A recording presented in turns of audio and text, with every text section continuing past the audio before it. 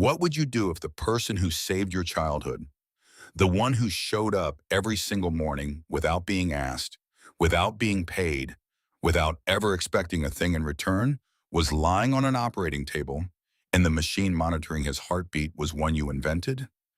And he didn't even know. That's not a hypothetical. That's what happened to Lily Voss.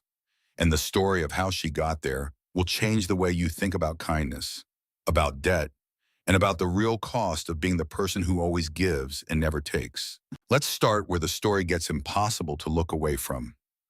Then I'll take you back to the beginning because the beginning is where everything makes sense. Lily Voss was standing in a construction site in San Francisco when she saw the tattoo. She almost missed it.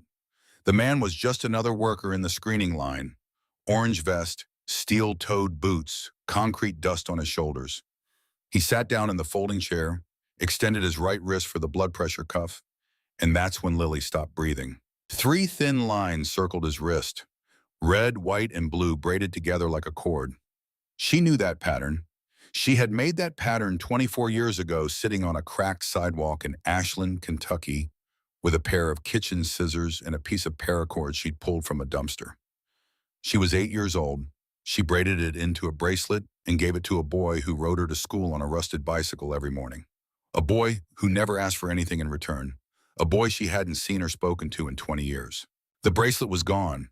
The cord had rotted through years ago, but the man had tattooed its ghost onto his skin. 3 lines, same color, same braid, as if he'd wanted to make sure it could never fall off again. Now think about that for a second. This man carried a bracelet made by an 8-year-old girl from a dumpster cord, carried it on his wrist until it literally disintegrated, and then went to a tattoo parlor and made it permanent. That tells you everything you need to know about who Ethan Caldwell is. He doesn't let go, he doesn't forget, and he never ever asks for credit. Lily's technical team was running cardiac screenings around her.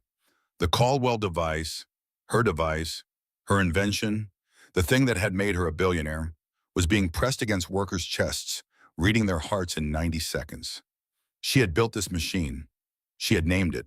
And the man sitting in that chair had no idea that the device about to scan his heart was named after him. The technician placed the device on the man's chest. The screen filled with data. The technician's face changed. "Miss Voss," he said quietly, "this one's flagged. Severe mitral regurgitation. He needs a cardiologist immediately." Lily walked over. She looked at the screen. She looked at the data. Then she looked at the man's face. He was reading her name badge. His eyes moved across the letters. Voss CEO, Voss MedTech. And his whole body went still. He looked up. Neither of them spoke. The construction site roared around them. Drills, cranes, men shouting. But between the two of them, everything went silent. He spoke first. "Lily?" She nodded. Her eyes were already wet. "Ethan." He glanced down at the device on his chest, then back at her. You made this?" Lily didn't answer the question. Her throat wouldn't let her. Instead, she said, "You have heart disease." Ethan smiled. It was exactly the same smile, the same one she remembered from a 10-year-old boy on a rusted Schwinn who told a terrified 8-year-old girl she wouldn't fall off the back of his bike. Small, calm, certain, as if nothing in the world could actually go wrong. "Yeah," he said, "I know." Lily opened her mouth, closed it, opened it again. She was a woman who had pitched to rooms full of Wall Street investors without flinching. But right now, she couldn't form a sentence. She wanted to say 20 things at once. "I named my most important invention after you. I looked for you. Your father might still be alive if this machine had existed 30 years ago. And that's why I built it." Instead, she just stood there in a hard hat and safety vest, tears running down her face while jackhammers roared behind her. Ethan looked at her the way he'd always looked at her.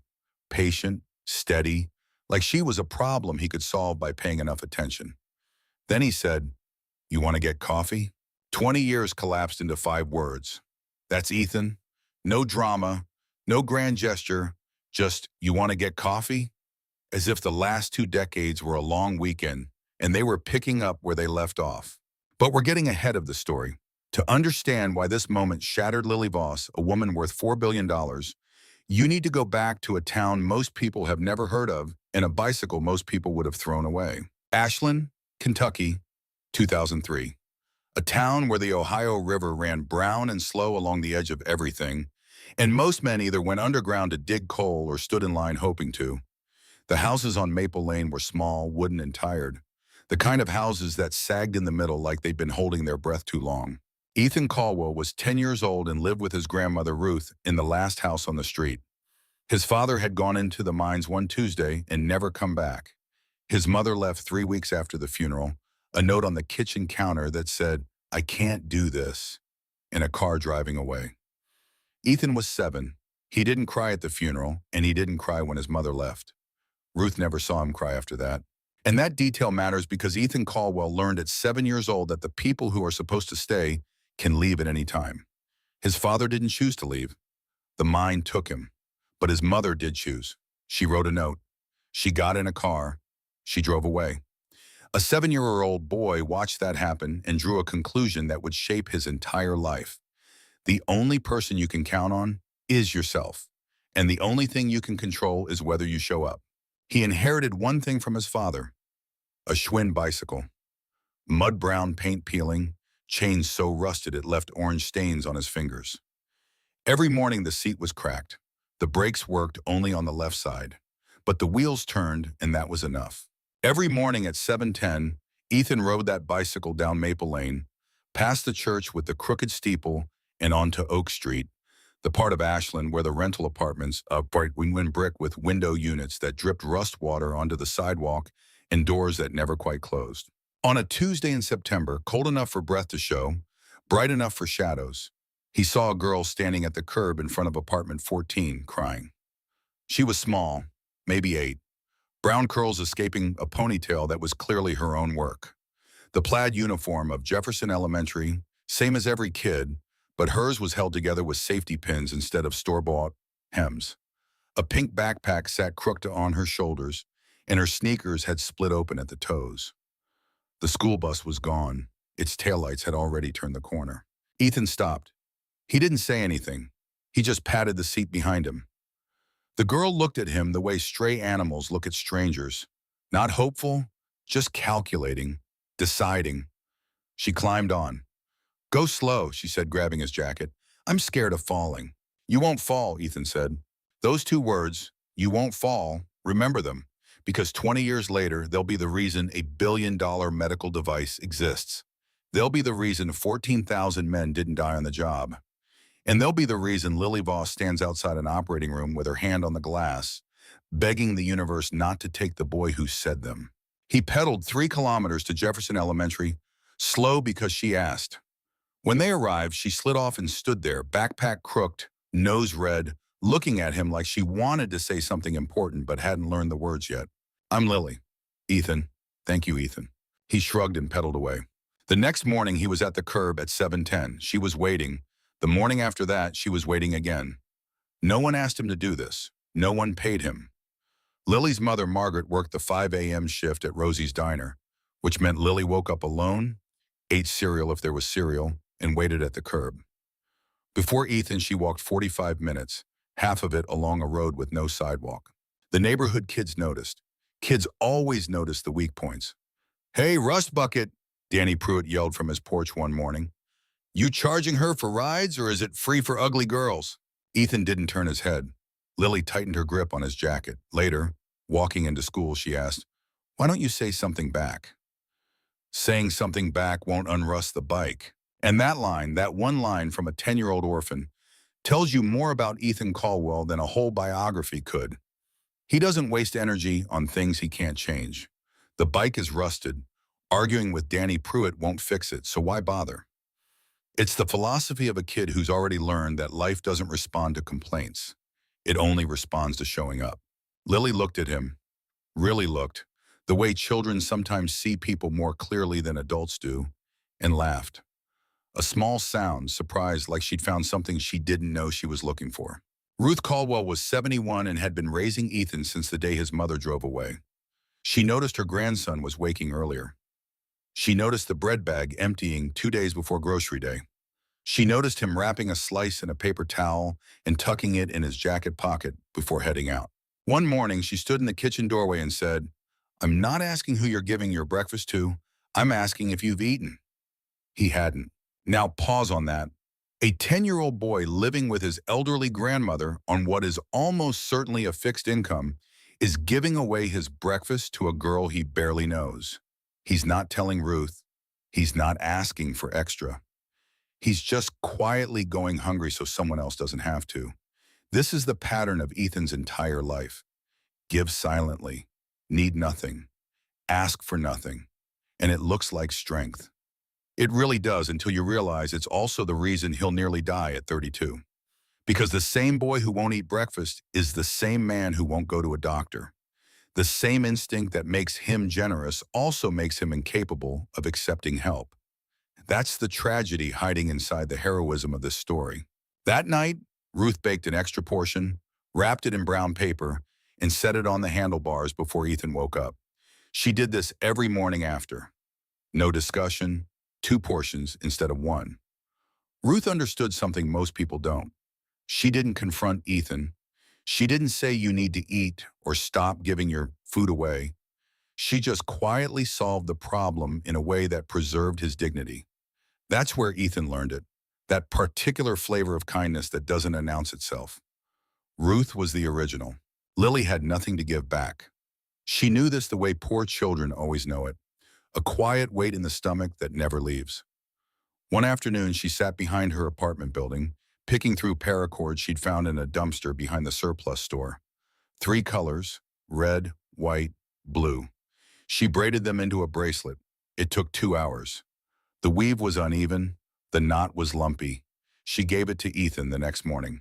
"It's not nice," she said, "but it's strong like you." Ethan put it on his right wrist and never said a word about it. He wore it when the colors faded. He wore it when the braid loosened.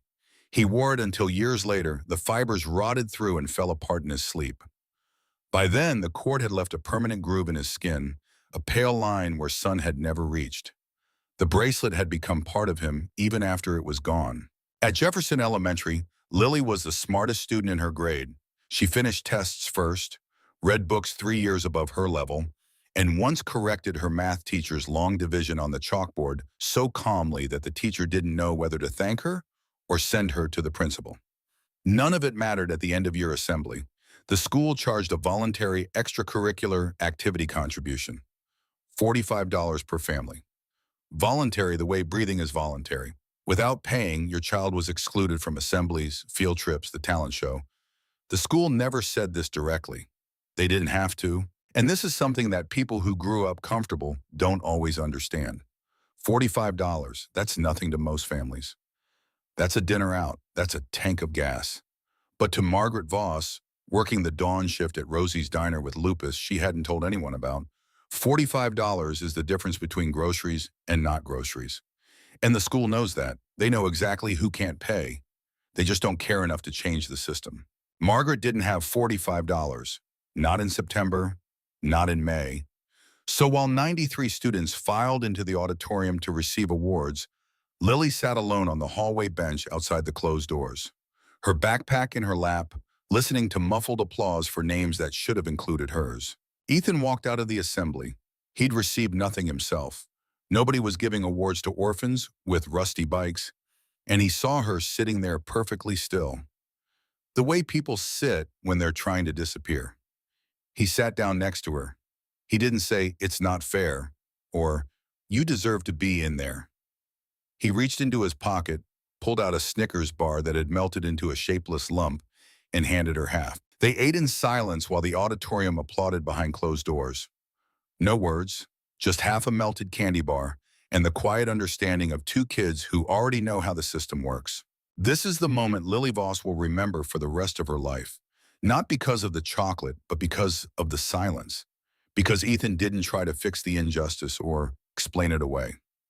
He just sat down next to it and shared what he had. And sometimes that's the only kind of help that actually helps. The winter Lily turned 12, Margaret collapsed. It happened mid-shift at Rosie's Diner. Her legs gave out between the kitchen and table 6, and she went down with a tray of meatloaf specials. Lupus. She'd known for 2 years and told no one because admitting it would mean admitting she couldn't keep going. And Margaret Voss had never admitted that. Lily missed 2 weeks of school. She heated canned soup, washed her mother's medication down with tap water, and slept on the floor beside Margaret's bed. Nobody from the school called, not a teacher, not a counselor, nobody, except Ethan. Every afternoon he appeared at the door of apartment 14 with two things: photocopied homework in a paper bag from Ruth's kitchen. He never came inside.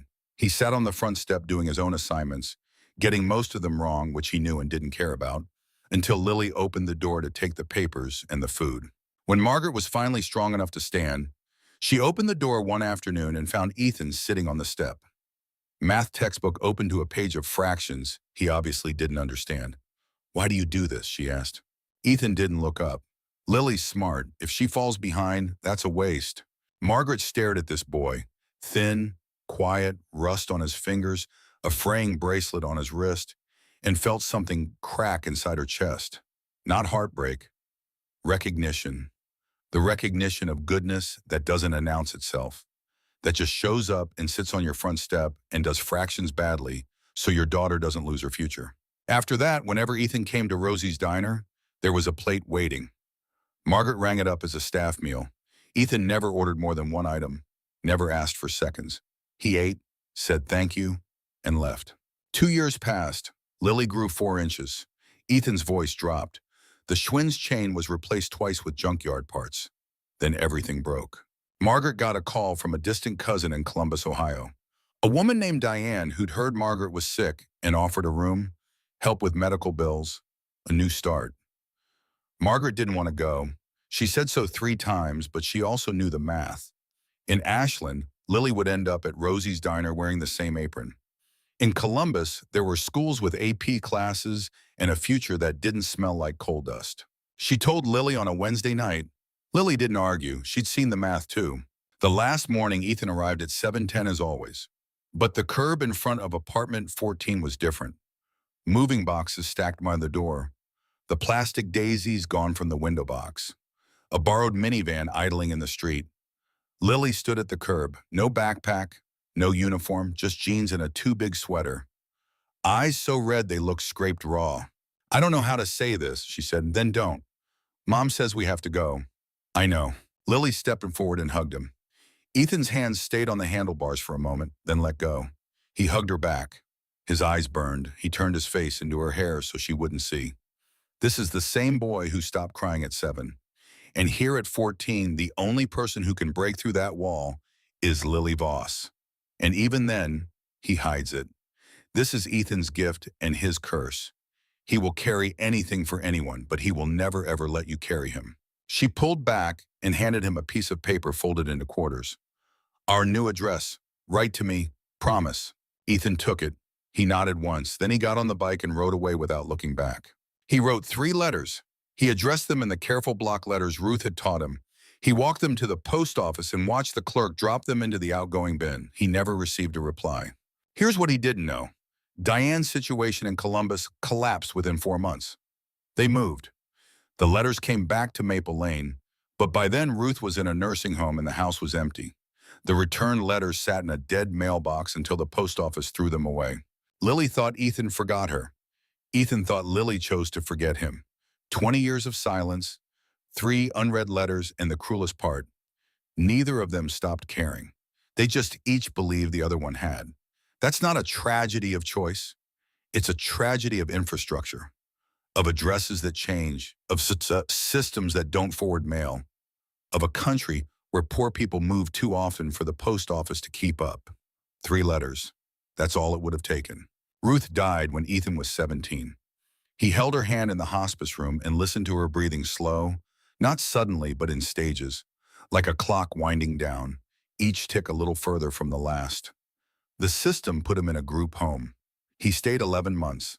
On his 18th birthday, he walked out with a duffel bag, $42, and no one waiting outside. $42, no diploma, no family, no address. This is the starting line for a huge number of young people who age out of the foster system in America. The statistics are brutal. Within 4 years, over 50% experience homelessness. Only 3% earn a college degree. The system that's supposed to protect them essentially drops them off a cliff at 18 and says, "Good luck." Ethan didn't become a statistic, but he easily could have. Construction work found him the way rivers find valleys, by gravity. He started carrying bricks for men who didn't learn his name. But Ethan had a quality that foremen noticed immediately. He never left a job unfinished, never showed up late, never complained. By 22, he'd learned welding. By 25, he was a structural steel welder, the kind who works 60 stories up on beams no wider than a dinner plate with wind trying to peel him off. The pay was double. The risk was simple. Tom Hargrove, his foreman on a San Francisco high-rise, once asked him, "You not scared of dying up there?" Ethan was eating lunch with his legs dangling over 400 feet of nothing. He said, "Scared of dying? Sure, more scared of being broke. More scared of being broke." That's not bravado, that's arithmetic. Ethan has done the math on his own life, and he's concluded that poverty is a more reliable killer than gravity. And statistically, he's not wrong. In America, men in the lowest income bracket die on average 15 years earlier than men in the highest. Ethan doesn't know that statistic. He just lives it. He saved his money, rented a room, not an apartment, cooked rice and beans, didn't drink, didn't gamble, didn't go out. One of the younger guys, Marco, once asked, "Caldwell, you got a girl or something. You saving up for a ring?" Ethan shook his head. "Just saving." "For what?" "I don't know yet." Marco laughed. "Man, you're the saddest rich poor person I ever met." On his bedside table, an alarm clock and a tin box. Inside the tin box, a yellowed piece of paper folded into quarters. An address in Columbus that led nowhere anymore. He kept it the way some people keep rosary beads. Not because they believe, but because the act of holding on is its own kind of faith. At 30, a mandatory site health check found it. The doctor pressed a stethoscope to his chest, frowned, pressed again. "When was the last time you saw a cardiologist?" "A what?" "Mitral valve regurgitation. A birth defect, quietly getting worse for 3 decades. Undetected because Ethan had never had real insurance, never had a proper physical, never had anyone listen to his heart with anything other than construction site obligation. The cardiologist explained it simply. The valve was leaking. The heart was working harder to compensate. Eventually, it would stop compensating. Surgery to replace the valve would cost $250,000. Ethan had $227,000. A lifetime of rice and beans and 60-story beams. $227,000 saved over 12 years by a man who rents a room and eats rice. And it's still not enough. That's the gap. $23,000 between Ethan and survival. In a country that spends $4.3 trillion on healthcare annually, a man who welds the skyscrapers we work in can't afford to fix his own heart. Let that sit for a moment. He told no one. He kept climbing, he kept saving. The math was simple. The deadline was his own heartbeat getting weaker with every floor. In Columbus, Lily built a life from nothing. Margaret's lupus flared and faded like a bad radio signal. Lily learned to cook at 13, manage a budget at 14, navigate Medicaid at 15. She graduated valedictorian from a high school with metal detectors at the door and won a full scholarship to Ohio State in biomedical engineering. The scholarship covered tuition, not food, not rent. So Lily worked 3 jobs for 4 years: math tutor, overnight lab assistant, weekend waitress. She slept 4 hours a night. When friends asked what drove her, she always said the same thing. "I knew someone whose life was 10 times harder than mine, and he never once complained. I don't have the right to quit." She never said his name. In her journal, the same hardcover notebook she'd kept since high school, 1 page written at 16, "Ethan Caldwell is the best person I've ever known, and I never even said thank you properly." After college, she joined a medical device startup in San Francisco. Her first year, she visited construction sites, factories, and mines, running health screenings with equipment that was expensive, immobile, and useless for the people who needed it most. The workers reminded her of Ethan. They reminded her of Ethan's father. Same calloused hands, same refusal to admit pain, same dangerous belief that if something was wrong, they'd know in time. Most of them were wrong. The idea hit her at 2 a.m. in her apartment, sitting on the floor with a laptop balanced on textbooks. A handheld cardiac ultrasound, small enough for a toolbox, cheap enough for any job site, smart enough to detect valve problems in 90 seconds. She named the prototype before she built it. The internal code, the name on every blueprint and test log, was Caldwell. Her lead engineer, Ray Chen, asked once, "Caldwell? Better a person?" Lily didn't look up. "It's why I'm doing this." And this is where the story becomes something bigger than two people from Kentucky. Because Lily didn't just build a product, she built a solution to the exact problem that killed Ethan's father. She reverse engineered a tragedy. She took the sentence a 12-year-old boy said once on a patch of grass behind a school. He didn't think it was worth stopping for. And she turned it into a machine that makes stopping take only 90 seconds. That's not business. That's a love letter written in circuitry. Voss MedTech launched 2 years later. The Caldwell device got FDA clearance. OICFI clearance. It was deployed across hundreds of construction sites. The company went public. Lily Voss, the girl with the safety pin uniform, was worth $4.2 billion. She kept her two-bedroom apartment. She took the bus to work. She drank her coffee black. On her office shelf between industry awards sat a small glass frame containing a short piece of paracord, red, white, blue, the leftover tail she'd trimmed before braiding Ethan's bracelet. Margaret died when the Lily was 29. In the last hour, she held her daughter's hand and said, "You've gone further than I imagined, but don't forget the people who walked with you when you had nothing." Lily knew exactly who she meant. Which brings us back to the construction site, back to the tattoo on the wrist, back to the screen showing a failing heart. "You have heart disease." "Yeah, I know." They sat in a coffee shop near the waterfront an hour later, a small place with wobbly tables. Not the kind of place a billionaire would choose, which is exactly why Lily chose it. She came by bus. She ordered black coffee. "Let me pay for the surgery." "No, Niham. It's not charity, Ethan." "Then what is it?" "It's a debt I owe. You don't owe me anything. I owe you everything." Ethan looked at her the way he'd always looked at her, patient and careful, as if she were a problem he could solve by paying enough attention. "I don't take money from people, Lily. Never have." She didn't push. She knew pushing would lose him. Instead, she asked about Ruth, about the letters, about the 20 years. He told her in plain sentences. Ruth died. Group home, construction, welding, each word a closed door. Lily noted where the doors were and didn't try to open them. Then she told him about Margaret, about Ohio State, about 3 jobs and 4 hours of sleep. Ethan listened without interrupting. When she finished, the coffee had gone cold and the light outside had shifted from white to gold. "Can I tell you something?" Lily said. "About why I built the machine." Ethan waited. "Do you remember the day we sat behind the school on the grass? You were 12. I was 10. I asked about your dad and you told me just once. You only said it once that he'd been having trouble breathing for weeks before the collapse. Weeks. But no one told him to see a doctor and he didn't have insurance and the mine didn't check. You said he knew something was wrong. He just didn't think it was worth stopping for." Ethan's hand tightened around his coffee cup. "I never forgot that sentence," Lily said. 10 years old and I didn't understand it then. But later in college, in the lab, in every meeting where I was pitching this device to investors who didn't care, I kept hearing it. He didn't think it was worth stopping for. That's the problem. That's the whole problem.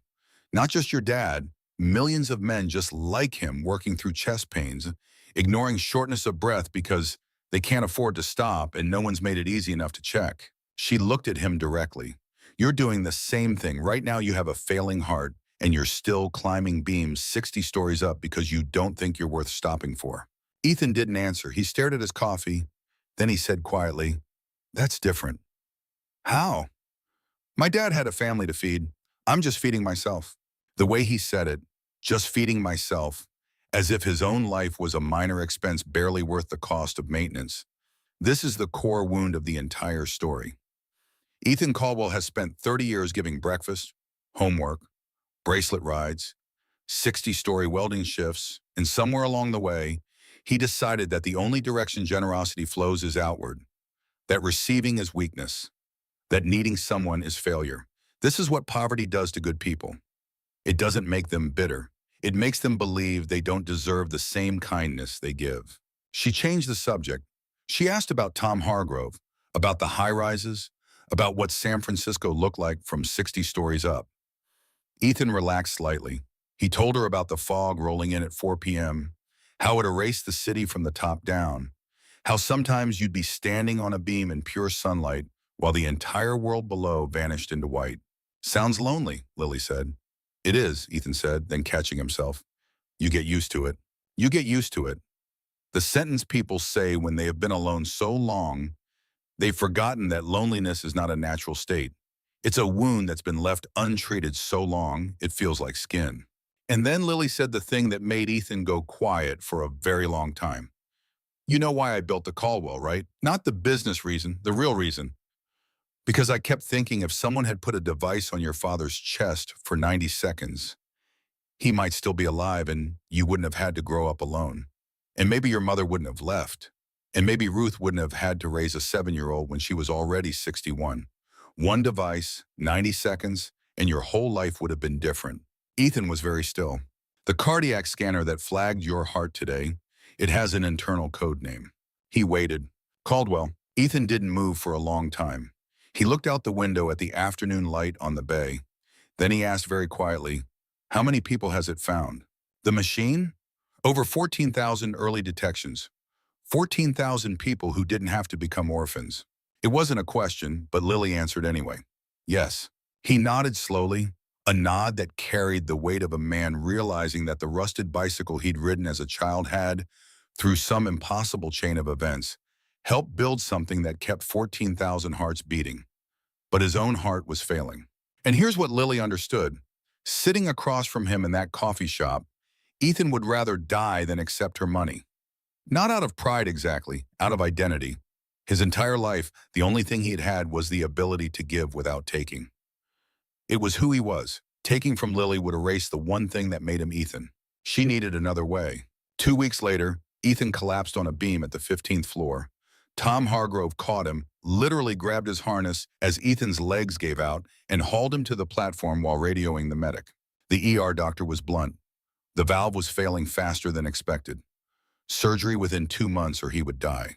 Tom found Lily's card in the materials she'd left at the site. He called her at 11 at night. Lily was in her home office surrounded by deployment maps.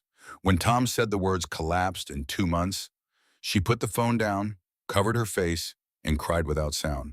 The next morning, she called Dr. Aaron Patel, UCSF Medical Center's top cardiac surgeon, a man she'd worked with during the Caldwell device's clinical trials. I need you to take a patient. I'll cover everything, but he can't know who's paying. Who is he? He's the reason I built the Caldwell. Dr. Patel was quiet for a moment, then send me his file. Lily didn't lie to Ethan. She arranged it through something real. The Voss MedTech Construction Worker Cardiac Care Initiative, a program her company had launched 6 months earlier. Ethan qualified. He was eligible. The only thing Lily added was making sure his name was at the top of the list. And this is the genius of Lily's approach. She didn't force help on Ethan. She didn't trick him.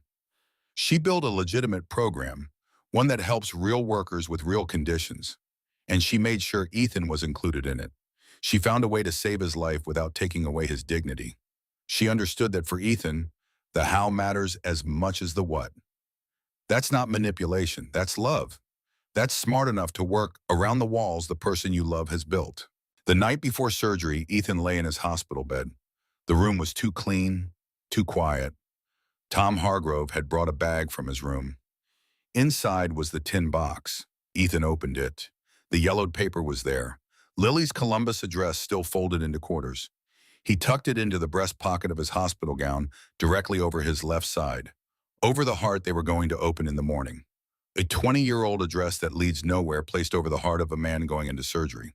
If you want to know what faith looks like when it has no church, no scripture, and no congregation, it looks like a piece of paper in a hospital gown pocket.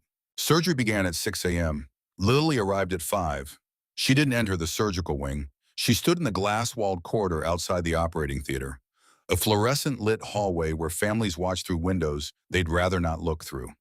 Gray coat, hair pulled back, a bag in her hand. She looked like any other worried visitor. No one would have guessed she was worth billions. No one would have guessed that the device monitoring the patient's heart on the screen inside that room was one she designed and named after the man on the table. She placed one hand on the glass and watched them open his chest. 6 hours. She stood for 6 hours. She didn't sit. She didn't eat. She didn't check her phone. She watched the monitors, the surgeon's hands, the green line tracing its way across the screen. In the fourth hour, the line went flat. The long tone filled the corridor through the speakers. Lily pressed her forehead against the glass. She clasped her hands together, not prayer. Lily had never prayed, but something older than prayer. The gesture of a person asking the universe not to take this one. "Don't go," she whispered. "You don't know yet. I haven't thanked you yet." 17 seconds of flatline. 17 seconds of surgical team moving with a controlled urgency. 17 seconds of Lily's breath fogging the glass and her fingertips white against it. Then the beep returned. The green line jumped. The heart started again. Lily exhaled and didn't move for another 2 hours. Ethan woke 10 hours later. Tom Hargrove was asleep in the visitor's chair, snoring. On the bedside table in a plastic cup sat a bunch of wildflowers, goldenrod in Queen Anne's lace. Ohio River wildflowers, the kind that grew along the bank in Ashland. The kind Ethan used to pick on the way to school and hand to Lily without explanation, because 10-year-old boys don't explain wildflowers. They just offer them and keep peddling. He didn't know who brought them. He didn't know Lily had called a florist in Ashland and asked them to overnight whatever was growing wild along the river. Wildflowers from the Ohio River delivered to a San Francisco hospital. That's Lily telling Ethan in a language only they speak. I remember. I remember the rides. I remember the flowers. I remember Ashland. And I'm here. 3 days after surgery, a nurse handed him an envelope. Inside, a handwritten letter. "Ethan, I'm writing this because if I say it to your face, you'll tell me to stop. 20 years ago, you stopped at my curb every morning at 7:10. Nobody asked you to. Nobody paid you. You just came. You gave me your breakfast. And I didn't know until years later. You sat outside my door doing math you couldn't solve so I wouldn't fall behind. You handed me half a melted candy bar while the whole school applauded behind a closed door. And you didn't say a word, and somehow that was exactly what I needed to hear. You said I wouldn't fall. I believed you. I have believed you every day since, every time I was about to quit. Every 3 a.m. when I couldn't keep my eyes open. Every investor who said no, I heard your voice. That 10-year-old voice, calm and sure. You won't fall, and I didn't. This surgery isn't charity. It's a debt I've owed since September 2003. But even if I paid it every day for the rest of my life, I'd still be behind. The cardiac device that found your heart condition has an internal name. The engineers call it the Caldwell. I named it on day one before we had funding, before we knew if it would work.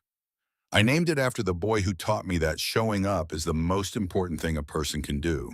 I'm not asking you to forgive me for losing touch. I'm asking you to let me do what you did for me.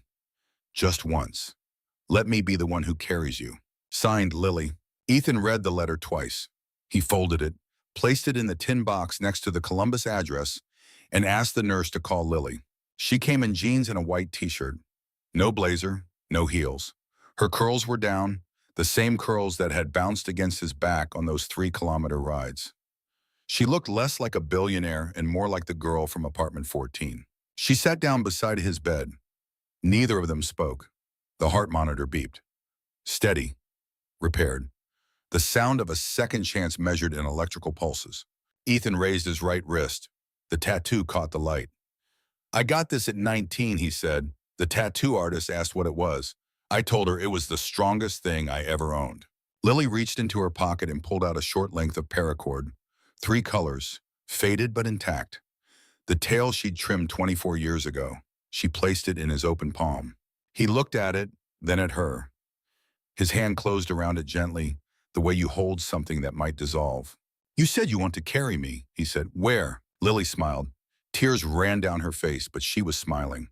The same small, surprised smile as the 8-year-old girl who'd climbed onto a stranger's rusted bicycle because he told her she wouldn't fall. Anywhere, she said. Just go slow. Ethan squeezed her hand. For the first time in 20 years, he didn't want to let go. 6 months later, Ethan didn't go back to the beams. Not because his body couldn't take it, but because Lily offered him something that made more sense than risking his life 60 stories up. He became the field coordinator for Voss MedTech's cardiac screening program. His job, travel to construction sites across California, sit with the workers, and convince them to let the Caldwell device check their hearts. This was harder than it sounds. Construction workers don't trust doctors. They don't trust technology. They especially don't trust anyone in a clean shirt telling them they might be sick. They trusted Ethan. He wore the same boots, had the same callus, had welded the same beams. When he sat next to a pipe fitter or an iron worker and said, "Let me check you, 90 seconds doesn't hurt," they said yes, because he was one of them. And they could see it in the way he held a coffee cup with both hands, the way men hold things when they've spent years gripping steel. One afternoon on a site in Oakland, a young welder, maybe 20, with the same lean wire cable build Ethan had at that age, refused the screening. "I'm fine," the kid said. "Don't need a machine to tell me I'm fine." Ethan sat down next to him. He didn't argue. He just rolled up his sleeve and showed the kid his scar, the long, pale line down his sternum where the surgeons had opened his chest. "I said the same thing," Ethan told him.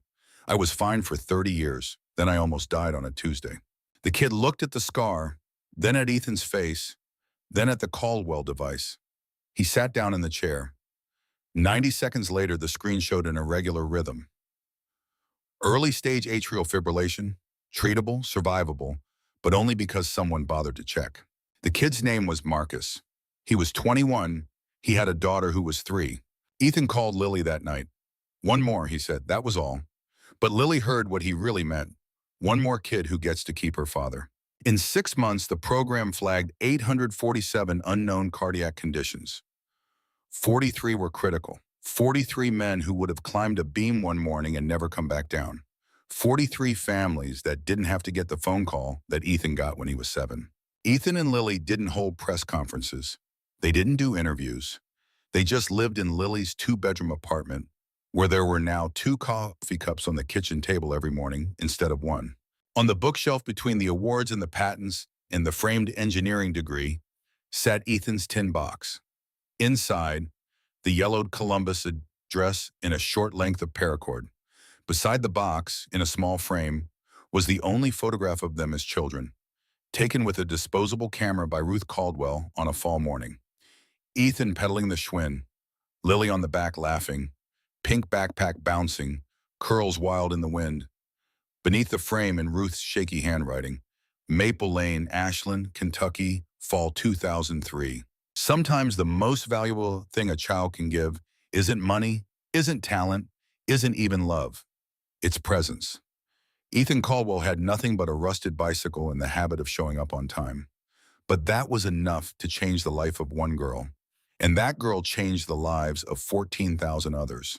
As for Ethan, he finally discovered what he'd been saving for all those years without knowing: a reason to stay. If this story moved you, if somewhere inside you felt the weight of that rusted bicycle and the warmth of showing up when no one asked, then you already know why stories like this matter.